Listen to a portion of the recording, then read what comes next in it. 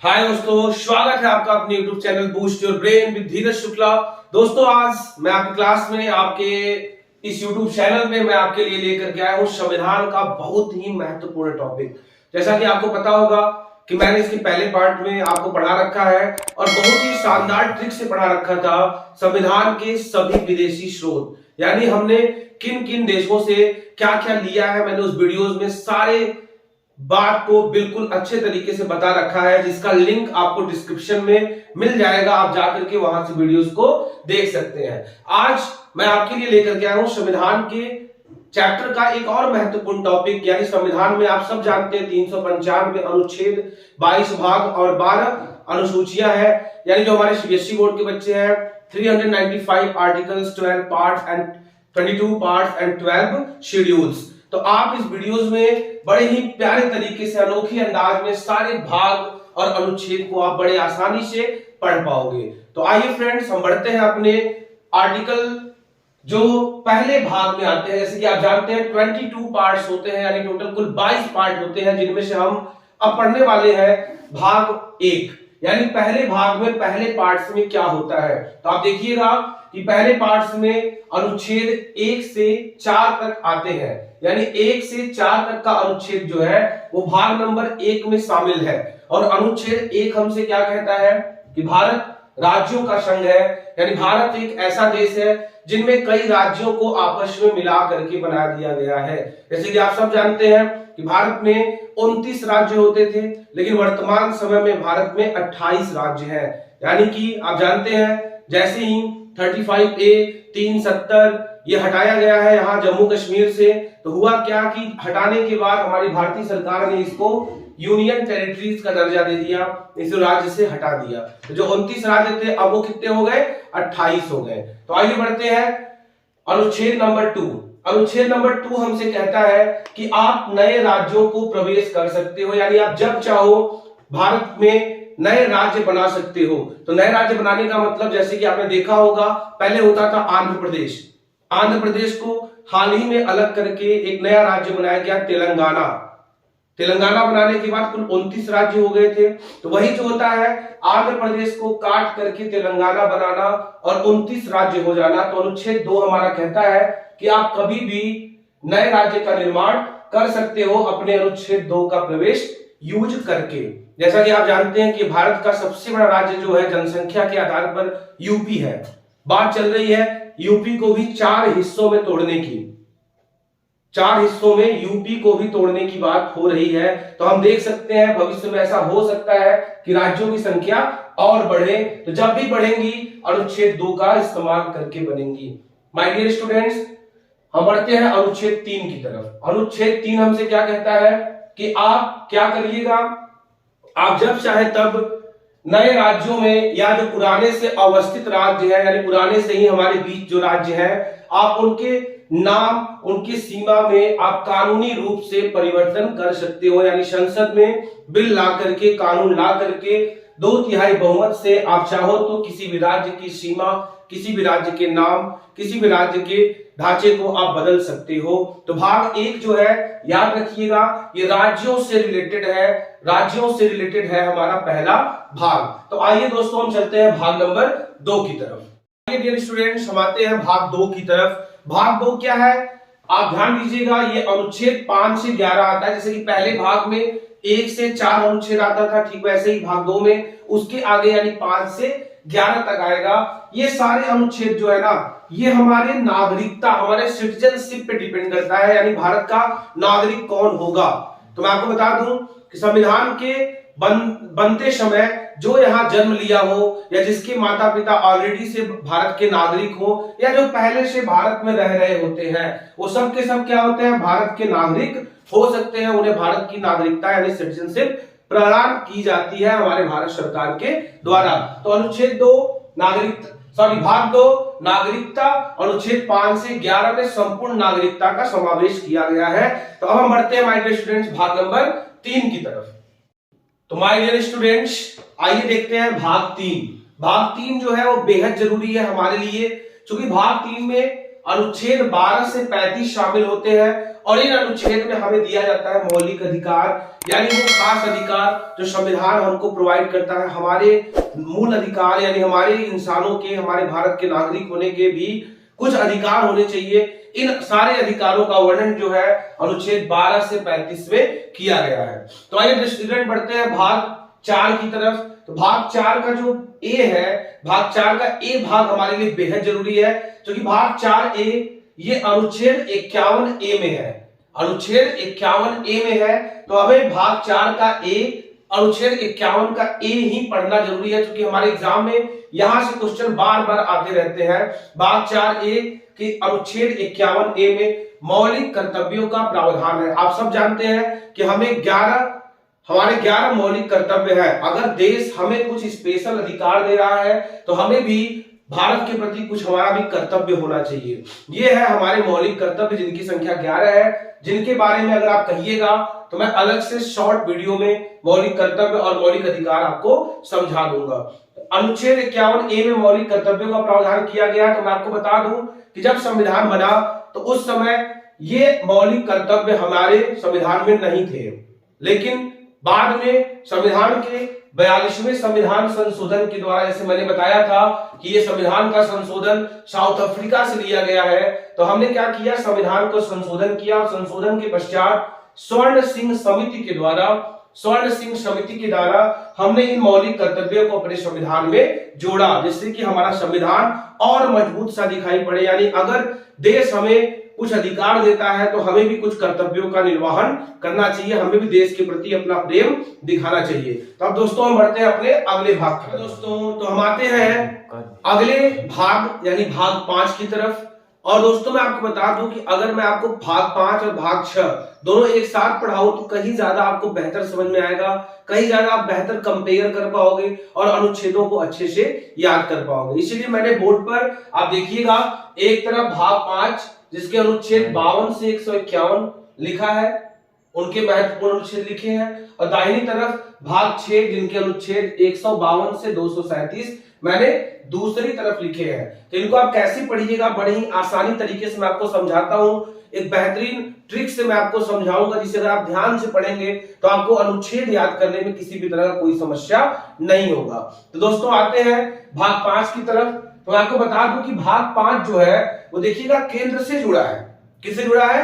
केंद्र से। जैसे केंद्र में क्या होता है, राष्ट्रपति होता है, केंद्र में क्या होते हैं, प्रधानमंत्री होते हैं, केंद्र में क्या होता है, संसद होता है, और केंद्र में क्या होता है, सुप्रीम कोर्ट होता है। तो वहीं अगर भाग 6 देखा जाए तो भाग 6 जो है वो राज्यों से रिलेट करता है। जैसे कि राज्य में राज्यपाल होता है, जैसे देश में राष्ट्रपति वैसे राज्य में राज्यपाल, जैसे देश में प्रधानमंत्री वैसे राज्य में मुख्यमंत्री, जैसे देश में संसद वैसे राज्यसभा में होता है विधानसभा और विधान परिषद। विधान परिषद जो है वो तो महज 6 राज्यों में है, हर राज्य में नहीं होता, लेकिन विधानसभा जो है लगभग हर एक राज्य में होता है। और वहीं जैसे कि देश में सुप्रीम कोर्ट वैसे ही हर राज्य में होता है उच्च न्यायालय यानी कि हाई कोर्ट। तो बहुत ही बेहतरीन तरीके से मैं आपको भाग 5 भाग 6 में आने वाले सभी महत्वपूर्ण अनुच्छेद आपको याद कराने वाला हूं।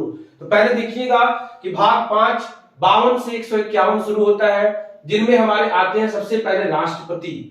अनुच्छेद 52 में बताया गया है कि एक भारत में एक राष्ट्रपति होना चाहिए जो देश का सर्वोच्च नागरिक होगा, देश का सुप्रीम पर्सन होगा।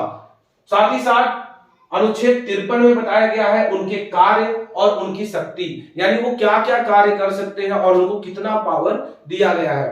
अनुच्छेद 54 में बताया गया है उनकी निर्वाचन की प्रक्रिया, यानी किस तरह से हम वोटिंग करा करके विधानसभा, विधान परिषद, लोकसभा, राज्यसभा में किस तरह से वोटिंग करा करके हम राष्ट्रपति का चयन करते हैं, ये अनुच्छेद 54 में दिखाया गया है। अगर साथ साथ देखिएगा भाग 6 में, तो भाग 6 में इनके बराबर आते हैं राज्यपाल। क्योंकि हर एक राज्य में जो राज्यपाल होता है उसका ठीक वही काम होता है जो एक देश में राष्ट्रपति का होता है। जैसा कि राष्ट्रपति के लिए अगर अनुच्छेद 52 है तो राज्यपाल के लिए अनुच्छेद 153, यानी करना कुछ नहीं है, आपको 52 में 1 बढ़ाना है तो क्या होगा, 53 होगा, और 53 के अगर पहले आप 1 लगा देंगे तो हो जाएगा 153, यानी अनुच्छेद 153 हो गया आपका राज्यपाल के पद के लिए। करना क्या था, ध्यान दीजिएगा, 52 में मैंने एक बढ़ाया तो हो गया 53।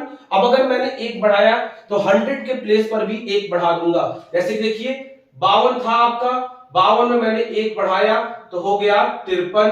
अब ये एक मैं यहां भी बढ़ा देता हूं तो हो जाता है 153। 153 में हो गए राज्यपाल का पद, 154 में हो गया उनका शक्ति और कार्य, और 155 में हो गया उनका निर्वाचन।